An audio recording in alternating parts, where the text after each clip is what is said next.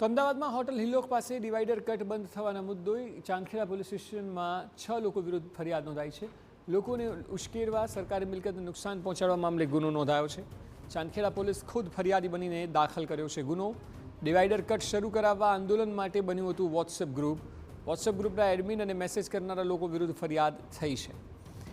Neighbour new target નામનું WhatsApp group બનાવ્યું હતું. ગ્રુપ એડમિન જીગર ગજ્જર વિરુદ્ધ પણ ફરિયાદ દાખલ થઈ ચૂકી છે. મેચ પૂર્ણ થયા બાદ રસ્તો બંધ કરવો, ટ્રાફિક જામ કરવાના કર્યા હતા મેસેજ, ડિવાઈડર કટને તોડી નાખવા સહિતના મેસેજ કરાયા હતા. 21 ફેબ્રુઆરીએ સ્થાનિકોએ રસ્તો રોકીને ચક્કાજામ પણ કર્યો હતો. વધુ માહિતી આપી રહ્યા છે સંવાદદાતા હરીન માત્રાવાળિયા.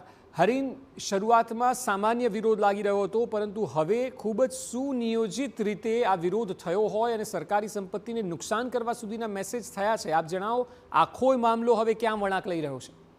અત્યાર સુધીમાં અલગ અલગ દિવસોમાં 2 વાર છે હિલ્લોક પાસે આ જે કટ બંધ કરવામાં આવ્યો હતો ત્યાં વિરોધ કરવામાં આવ્યો હતો. સ્થાનિક લોકો છે તેના દ્વારા વિરોધ કરવામાં આવ્યો હતો, પરંતુ જે 21 તારીખે જે વિરોધ કરવામાં આવ્યો હતો, ચક્કાજામ કરવામાં આવ્યું હતું અને તેને લઈને એક વોટ્સએપ ગ્રુપ બનાવવામાં આવ્યું હતું. જે વાયરલ વિડીયો હતો તેના આધારે પોલીસે તપાસ કરી હતી અને તેમાં સામે આવ્યું હતું કે નેબર ન્યૂ ટાર્ગેટ કરીને વોટ્સએપ ગ્રુપ બનાવવામાં આવ્યું હતું.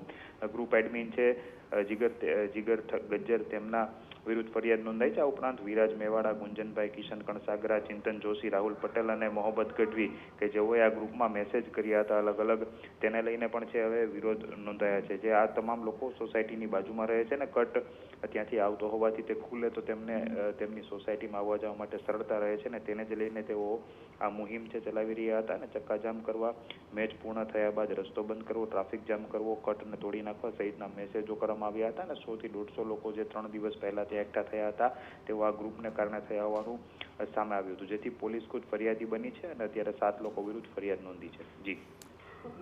જી બિલકુલ, આભાર સમગ્ર માહિતી બદલ.